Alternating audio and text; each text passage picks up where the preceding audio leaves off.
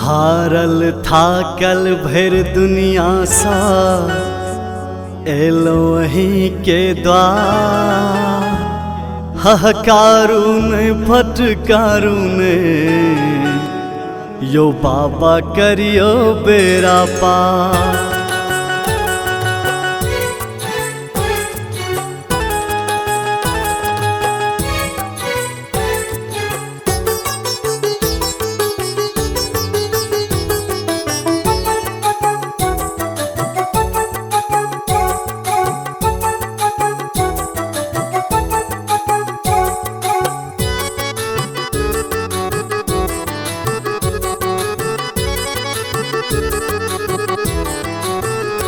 हे यो गौरीपति गंगाधर सुनु, हे यो गौरीपति गंगाधर सुनु।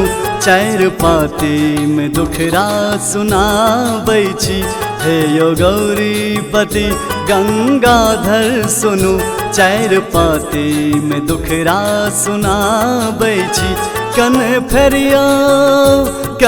फेरियो नयन दुख करियो हरण।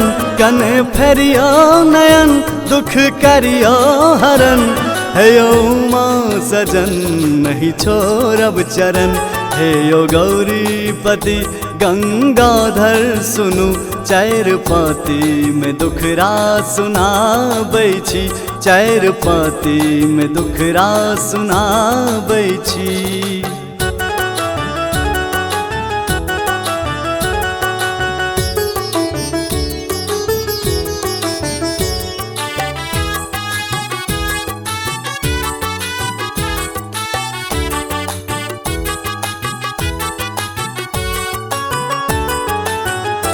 आबि मंदिर जे हम सब जोगिया कहे।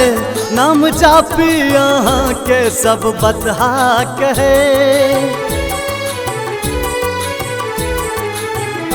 आबि मंदिर जे हम सब जोगिया कहे। नाम जापी यहाँ के सब बतहा कहे। नाम जापी यहाँ के सब बतहा कहे। एकटा आशा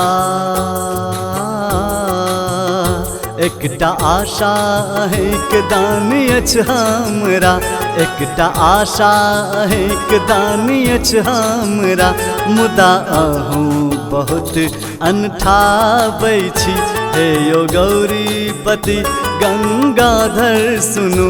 चार पाती में दुखरा सुनाबै छी। चार पाती में दुखरा सुनाबै छी।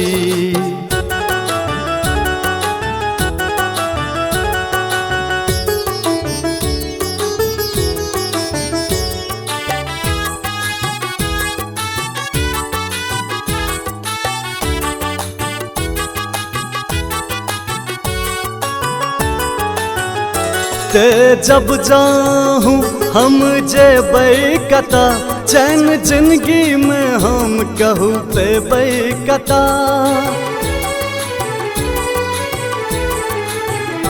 ते जब जाहूँ हम जेबै कता। चैन जिंदगी में हम कहूँ पेबै कता। चैन जिंदगी में हम कहूँ पेबै कता।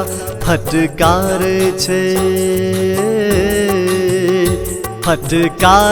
छे सब दुत्कार छे सब। फटकार छे सब दुत्कार छे सब। भाव भावना में अपन हम सुनबै छी। हे यो गौरीपति गंगाधर सुनु। हे यो गौरीपति गंगाधर सुनु।